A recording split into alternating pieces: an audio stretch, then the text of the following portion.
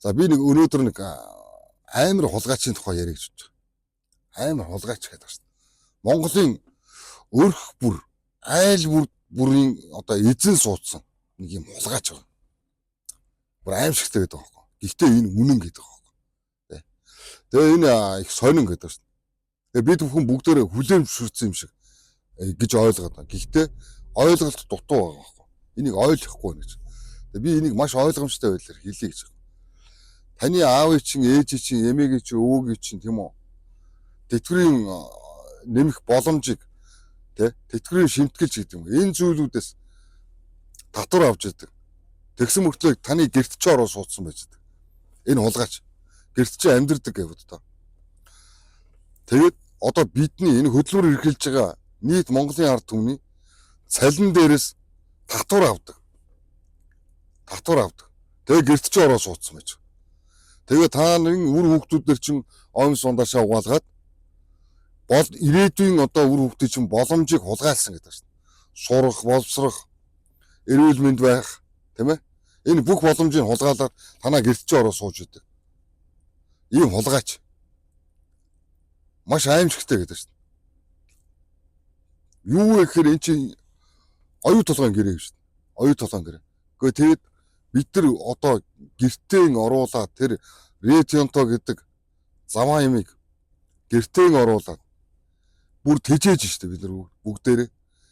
Тэгээд тэр нөхрийн хулгайлсан эд баялагын араас бид бүхэн өөрсдийн хөдөлмөрийн татвараар өрийн төлж байна. Зээлийн төлж байна. Хүүгийн төлөө явж байна өдрөөр. Би энийг яриад байна.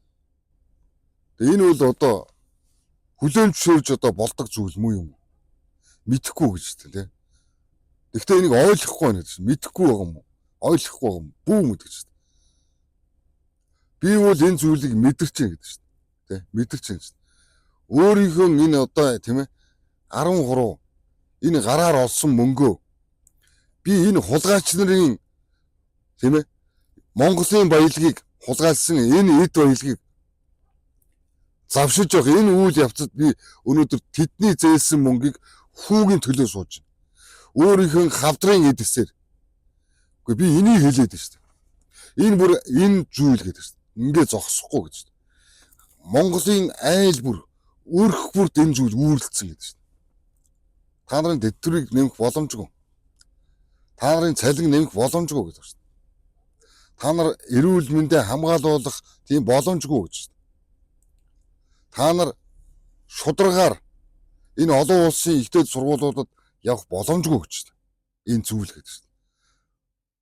Олон улс бол ард түмэндээ тэгш боломжийг олгож байгалийн баялгаас стратегийн ордуудаас хувь тэгшин одоо хуваарлдаг, эзэмшүүлдэг бол Монголд өнөөдөр ретионто айхан манз гэдэг хоёр шар толгойтой хүмүүс ирээд яасан. Айл бүрд үүрлээд өнөөдөр айл бүрээс татвар аваа сууж байна. Би энийг хэлээд шүү дээ. Өөрөөр хэлэх юм бол бид бүхэн өдөр бүхэн 10 тэрбум одоо төгрөгний хүү төлж байна. Би энийг хэлээд шүү дээ. Эн чин хэний мөнгө? Эн чин ард түмний мөнгө гэж. Ард түмний татвараар бий болсон мөнгө гэдэг байна. Энэ хурваг хардаа. Энэ гарыг хардаа. Энэ тэгшгэн байх боломжгүй гэж. Боломжгүй. Гэхдээ энэ хуруу үр хүүхдээ тэжээхэд зориулсан хуруу болохоос хулгайчлалыг тэжээхэд зориулсан хуруу биш байхгүй да. Үнэн дээ. Тэгээ би энэ зүйлийг хэлээд. Монголын ард түмэн энэ зүйлийг ойлгооч. Тэгээ энэ маш гайхамшигтай гэрээ хийсэн гэж одоо энэ дарга нар ярьж байгаа. Яриад байна шүү дээ. Тэр одоо ямар цогт вэ? Гайхамшигтай гэрээ гэж. Гэтэл дэлхий хүн төрлөختөө юу гэж ярьж байгаа юм шиг. 100-ны гэж ярихгүй шүү дээ. Мянганы луур гэж ярьж штэ нэг. Тэ. Энэ бол өөрөөр хэлэх юм бол зарим улс орны одоо судлаач нар энэ бол маш том өшөө авалт юм гэж хэлж. Гэхдээ монголчууд энийг ойлгох хэрэгтэй шүү дээ. Бидний гар хуруу бид бүхэн зөвхөн улс орноо зөвхөн үр хүүхдээ тэжээж тэтгэх ёстой ийм гар хуруунууд юм аа. Бусдаар бол хулгайчдын өрийг дарах тэглэг хэмжээний юм өр одоо гар хуруу биш гэж одоо би ойлгож байна. Тэгээ энэ зүйл 2050 он хүртэл үргэлжилнэ гэж байна. Энэ бид нар ямар ял хийчихээрээ ийм одоо боолын нэгэнд орчвоо. Би нэг асуумаар байна шүү дээ одоо. Монгол улсын төр засаг энэ тагнуул цагдаа хууль хүчнийхэн байгаа бол энэ дээр хариулаач тэ мэдээлэл өгөөч. Өнөөдөр би бас нэг юм асуу гэж. Өнөөдөр хуулийн байгууллагууд хууль биелүүлэх ёстой юм уу? Тушаал биелүүлэх ёстой юм уу? Би асуумаар байна. Гэтэл хуулийн байгууллагын бүтээгдэхүүнүүдийг хаана бэлддэг гэж хууль сахиулах дээд сургууль гэж. Хууль сахиулах сургууль гэдэг чинь. Гэтэл өнөөдөр Монголын хууль дүрм журам хэрэгжүүлдэг сахиулдаг байгууллагууд өнөөдөр дандаа тушаалаар явж байгаа. Тушаалаар явж байгаа.